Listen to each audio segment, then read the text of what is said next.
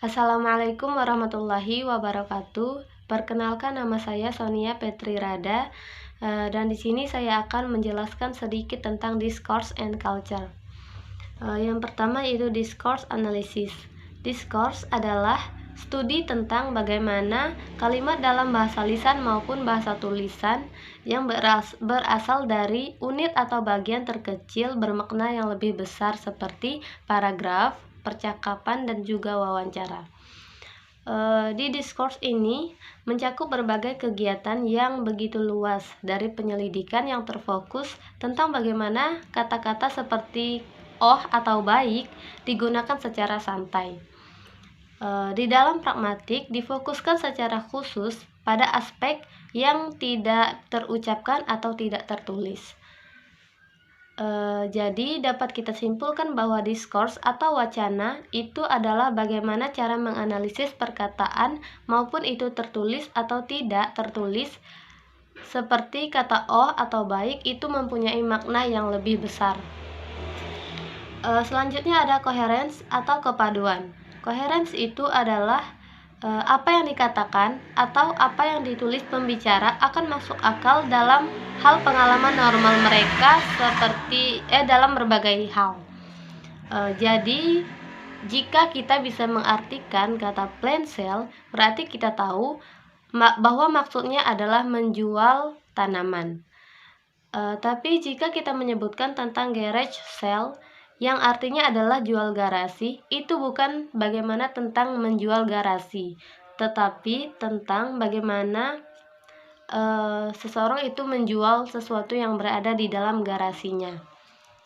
Yang selanjutnya yaitu ada background knowledge.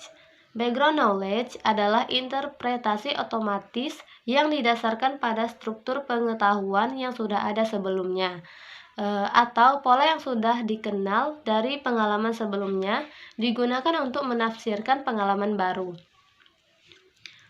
Istilah lain dari background knowledge adalah script, yaitu struktur pengetahuan yang sudah ada sebelumnya yang melibatkan rangkaian peristiwa. Contohnya seperti saya berhenti untuk membeli bahan makanan, tetapi keranjang yang akan digunakan sebagai wadah sudah habis.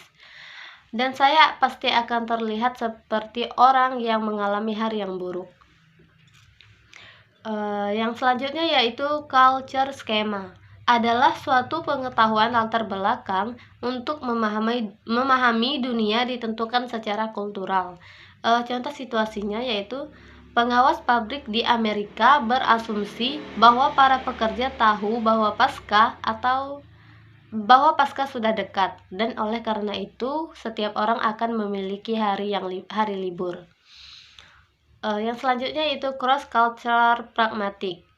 Cross culture pragmatic adalah studi perbedaan harapan berdasarkan skema budaya, yang maksudnya adalah bagian dan area penyelidikan yang luas, umumnya dikenal sebagai pragmatik lintas budaya.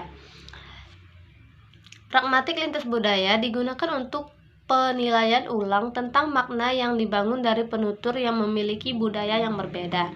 Contohnya, di Indonesia, jika orang tersenyum ketika melewati seseorang, maka itu akan dianggap sebagai salam atau sapaan. Tetapi di beberapa negara atau negara luar, jika hal itu dilakukan, maka itu akan dianggap tidak sopan atau bahkan dianggap sebagai kecurigaan.